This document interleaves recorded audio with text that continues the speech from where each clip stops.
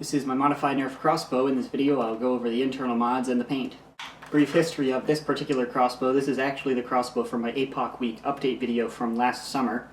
In that video it was a different color, the internals were pretty much completely different, so I've done quite a bit so it warrants a new video. Although I do want to point that out because if you're like, why are there two holes just randomly chillaxing in the middle of the shell and why do you still have the polycarb up here? It's because it was going through different modifications throughout the last year. It started out as a spring gun in my last video. Just a month ago it was actually bow powered, which is why these screw holes were here.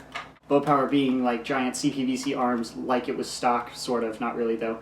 And it was powered like that without any spring. It was pretty cool, but I wanted to go back to spring.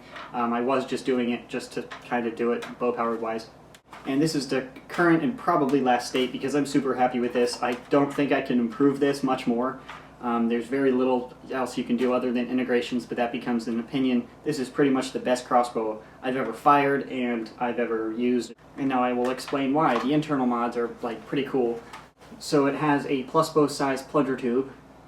That of course is referring to the outside diameter, not so much the length. I do not know how long it is exactly, giggity, but it's roughly from about here to here, so it's quite lengthy. Considering the stock plunger tube, it goes to about this point. This is a good extension, plus it's much wider than the stock plunger tube, so I'm getting a great amount of volume. In addition to the wide diameter, it's also very long, which actually allows me to get full draw length.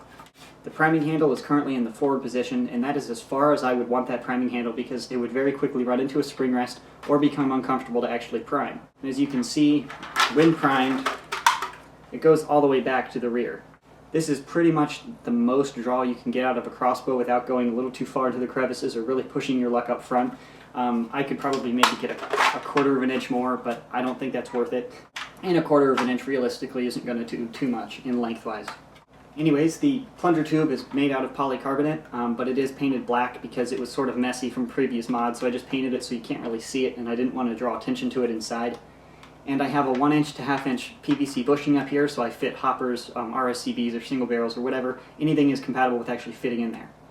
And because of my plunger tube design and how it's installed, there's no screw going up through here, which is a very common air loss location. And that allows it to have an absolutely amazing air seal. The plunger rod itself is made out of 3/8 PVC square, and that's just a big rod, that's a square rod. The priming handle is a piece of 1/4 inch polycarbonate that is cut in a line with a hole cut through, very simple. I decided not to go with 2 standoffs and then another piece of polycarbonate to increase draw. Anyways, the plunger head is a skirt style plunger head, and it has 2 pieces of polycarbonate on both sides, or on either side, obviously creating that seal. Other internal modifications include the spring rest reinforcement, which is pretty standard, 2 number 6 machine screws going through the spring rest. If you don't do that, very likely your spring rest will crack eventually. I have a K25 spring in this. Some people run K26s, but to get full draw, I really prefer K25 because priming a K26 in this method is a little bit difficult on the hands, and this is already not super fast and rate of fire, so I didn't want to make it harder than it really needs to be. Giggity. I also have a metal washer around my plunger rod acting as a spring rest support to distribute the weight and the force of the spring into the spring rest evenly. That metal washer also prevents the spring from actually uncoiling and screwing up in the rear. The trigger and the catch are actually the stock crossbow trigger and catch, however I have replaced both of those springs to operate a little bit better, and obviously the catch spring in order to catch the K25 spring. This is a long shot rail I cut off because I singled that one guy's contract, his long shot, so I actually just cut it off and put it onto here. And it's partially to add Tacti-cool little accessories, which it's not really. It's also here to utilize the spring ports up here, sorry, the screw ports. These screw ports allow me to actually screw the top of the crossbow together, and when you have a plus bow size plunger tube in there, you're actually pushing out on the shell a little bit, which is not very clean, and this allows me to screw the whole gun together and it looks really nice. Speaking of paint, I will go over that now since I think I've concluded all of the mods. I started with a black vinyl dye priming coat, and I also painted the inside of the shell because I think it looks kind of silly when people spend a lot of money on internals and a lot of money on paint and then they forget to paint the inside. Of course, I'm referring to seeing inside the stock right here. This is black. If it were purple and that's the stock color of the crossbow, that would look sort of bad, so I didn't want to do that.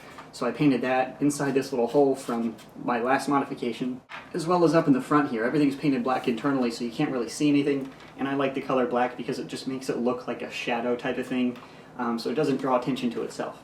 The external of the blaster was painted primarily with Citadel Techless Blue, which is the color code, and Moot Green, as you can see, and then their black, which is kind of like a flat black. It also has black dry brushing, as hopefully you can see.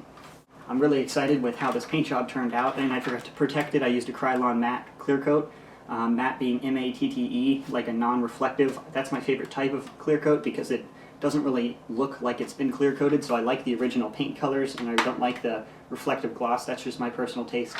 So the paint turned out really well. The dry brushing makes it look pretty cool, and it also covers some of the blemishes, such as my integration of the rail up here isn't super clean, and I still have my polycarbonate little plates up here from my previous mod, and that doesn't look spectacular, so the dry brushing sort of breaks it all up and makes it look really cool.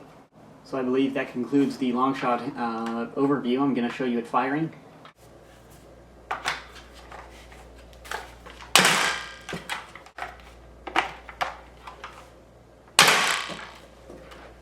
As you can see, it shoots freaking lasers. Those were not Stefan darts because I can't shoot those in my apartment or I would dent my walls and then I would not get my little deductible thing back.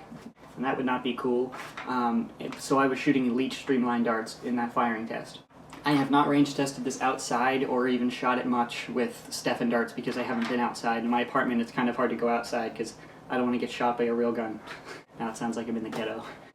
However, I would estimate anywhere from 80 to 110. It is a pretty big range there because I haven't shot it outside, but the air seal is amazing. It has a great amount of volume because of the length and the width of the plunger tube.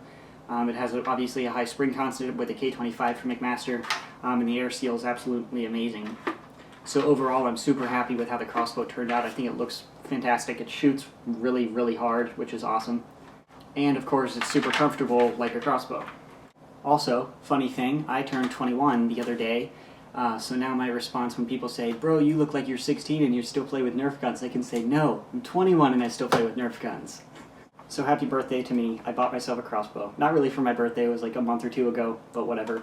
That concludes the crossbow video. Hopefully you enjoyed it.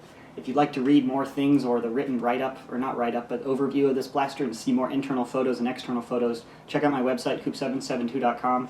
There will be a link in the description box below. That's it. Thank you for watching.